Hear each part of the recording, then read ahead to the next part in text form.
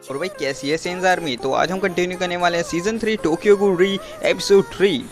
तो बक नहीं करते, सीधा एपिसोड पे बढ़ते हैं। तो पिछली बार हमने देखा था कि हमें पता चलता है कि निशियो और उची था, और अब उरिये टीम का कैप्टन नहीं रहा है, अब उसकी जगह शिराजू टीम का कैप्टन बन चुका है। और उरिये भी अपनी सर्जरी कराता है अपने कागुने को और भी ज़्यादा पावरफुल बनाने के लिए।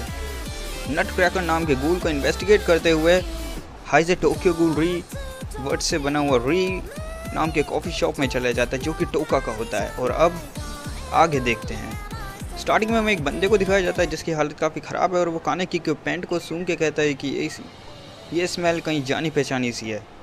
और इतने में ही ओपनिंग आती है। ओपनिंग के बाद हमें दिखाते हैं कि उरिये परमिशन लेता है वाशु से अपना कागुने की सर्जरी के लिए।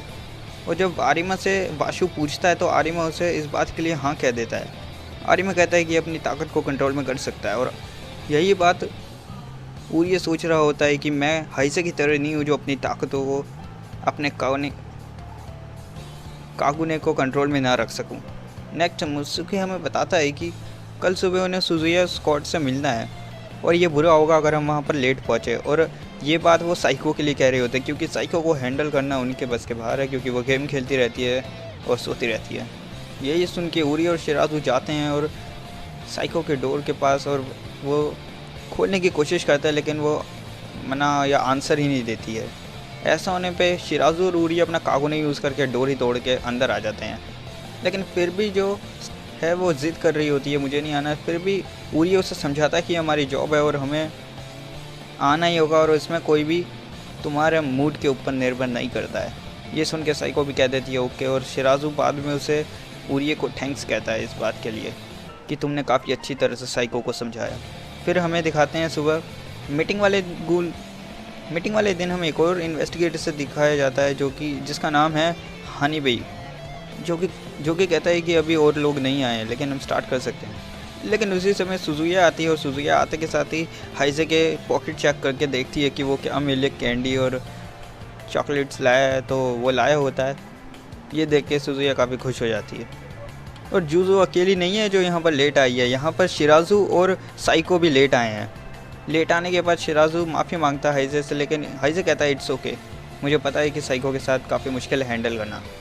और वो मीटिंग में बात करते हैं कि हमारा टारगेट सिर्फ नट क्रैकर भी नहीं है, नट क्रैकर के साथ और वहाँ पर और भी गूल मौजूद होंगे जिनका नाम है SS रैंक्ड गूल बिग मैडम, जिसे आप जानते ही होंगे। फिर क्विंग स्क्वाड जब बीच में चल ही रहे होते हैं, बीच में ही उरिये उन्हें हाइजे को कहता है कि मैं अपनी सर्जरी के लिए जा रहा हूँ। हाइजे उसे बेस्ट ऑफ लक कहता है और वो चला जाता है वहाँ से। फिर हमें पता चलता है कि तोरो तो पूरा ने हाइजे को बुलाया अपने किसी काम से, और जब हाइजे उसके पास जाता है तो फिर वो बताता है कि तुमने अच्छी खासी हमारी मदद कर दी टोल्सो को पकड़ने में, लेकिन हम उसे पकड़ नहीं पाए। हाइजे बोलता है कि आखिर तुमने मुझे किस काम के लिए यहाँ पर बुलाया है। तो पूरा उससे पूछता है कि आखिर तुम अपनी मेमोरीज़ के बारे में क्या सोचते हो, और उससे वो पुरानी बातें पूछने लग जाता है, क्या तुम्हें कुछ याद है। वो उसे कहता है कि कभी तुम सोचते हो कि मेरे को मेरी मेमोरीज़ चाहिए वापस पुरानी, लेकिन कभी तुम सोचते हो कि नहीं मैं इसी में खुश हूँ। और फिर वो तो पूरा उससे पूछता है कि क्या मैं तुमसे एक बात पूछ सकता हूँ, तुम आखिर क्या सोचते हो अपनी पुरानी मेमोरीज़ के बारे में, और तुम अगर उसे पाने का कोई रास्ता मिले तो फिर क्या तुम पुरानी मेमोरीज पाना चाहोगे। हाइजे इशू के बारे में पूछता है, मेरा मतलब सोचता है, और हाइजे कहता है कि तुम्हारे इसके पीछे मतलब क्या है और तुम ये मेरे से क्यों पूछ रहे हो।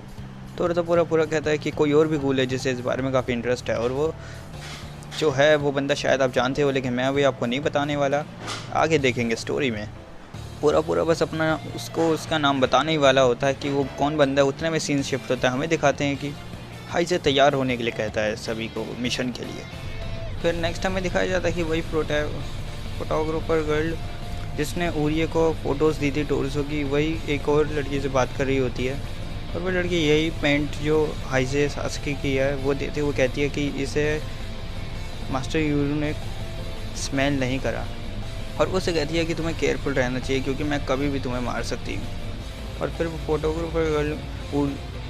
फोटोग्राफर तो उसकी आमा के बारे में सोचती है, जो कि जिसे मैं नशेड़ी कहता था पहले।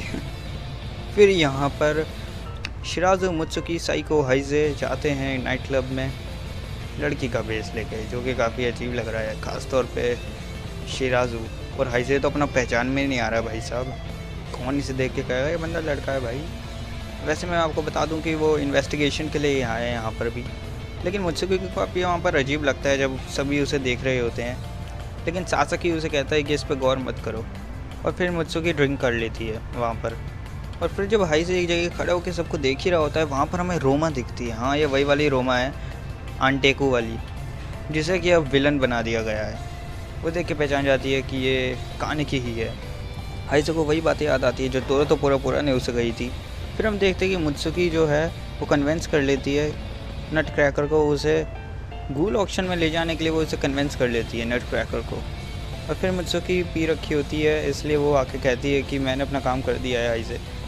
फिर वो सभी वहाँ पर खुश हो रहे होते हैं और हाइजे मन में सोचता है कि मेरी लास्ट होप बस मेरी टीममेट्स ही है, वही मेरी फैमिली है। और फिर हमें दिखाया जाता है आगे मात्सुरी वाशु ऑर्डर देता है हाइजे को कि वो मुत्सुकी को गूल ऑक्शन में जाने के लिए कहे, और वो कहता है कि क्वीन स्क्वाड का यही सबसे अच्छा काम है। लेकिन हाइजे इस बात से खुश नहीं होता क्योंकि उसे फ़िक्र होती है मुत्सुकी की, इसलिए हाइजे बीच में बोलता है। लेकिन वाशु उसे टोक देता है और कहता है कि मेरा काम ऑर्डर देना है और ना ही तुम्हारे जैसों की सुनना। लेकिन सुजुया बीच में ही बोल पड़ती है कि मैं भी जा सकती हूँ क्या, और मात्सुरी इस बात के लिए हाँ कर देता है उसे। फिर वो बताता है कि इस ऑपरेशन के लिए किन किन को चुना गया है। ये सब बताने के बाद कि कौन कौन उस ऑपरेशन में शामिल होगा, उसके बाद हाइजे जाता है शिमोगुची के पास कि मुझे अच्छा लगा कि तुम सही हो गए बोलने के लिए। लेकिन शिमोगुची अपने अलग ही एटीट्यूड में निकल जाता है। फिर हमें ईटो को दिखाते हैं जो कि हायाटो से कह रही होती है, एक तो फ्री फायर खेल के यार नाम याद नहीं रहते, हयाटो बोल लो यार मैं। हायाटो को बोलती है कि बिग मैडम की प्रोटेक्शन तुम्हें करनी है, और वह एक्सपीरियंस लेने के लिए टोर्सो को भी ले लेता है अपने साथ, ताकि टोर्सो को भी थोड़ा एक्सपीरियंस मिले। फिर हम देखते हैं कि बाकी सभी काफ़ी ट्रेनिंग करते हैं बस उरिये को छोड़कर। और फिर हम देखते हैं कि वो दिन आ चुका है और आउगिरी के सारे गूल्स प्रोटेक्शन के लिए बाकी सभी के लिए वहाँ पर होते हैं, और जूजो और मुत्सुकी भी तैयार है वहाँ पर हंगामा करने के लिए। और सीसीजी की पूरी फोर्स आ जाती है उसी समय वहाँ पर, और हाइजे जूजो और मित्सुकी की प्रोटेक्शन के लिए प्रेयर कर रहा होता है, और उतने में ही एपिसोड जो है ख़त्म हो जाता है। तो गाइस वीडियो अच्छी लगी तो लाइक करना, सब्सक्राइब करना, शेयर ज़रूर करना अपने दोस्तों के साथ। तो मिलेंगे आपसे नेक्स्ट वीडियो में। लेकिन इंस्टाग्राम पे फॉलो नहीं करो तो करो यार, क्या कर रही है तुम। और इस वीडियो का लाइक रखते हैं 20 लाइक्स का, तो जल्दी कंप्लीट कर देना, मैं वेट करूँगा नेक्स्ट एपिसोड के लिए भी। लाइक एम कंप्लीट जितनी जल्दी होगा उतनी जल्दी नया एपिसोड आएगा। तो चलो फिर मिलेंगे आपसे भी नेक्स्ट वीडियो में, जब तक लेटर हुआ वैसी सायोनारा।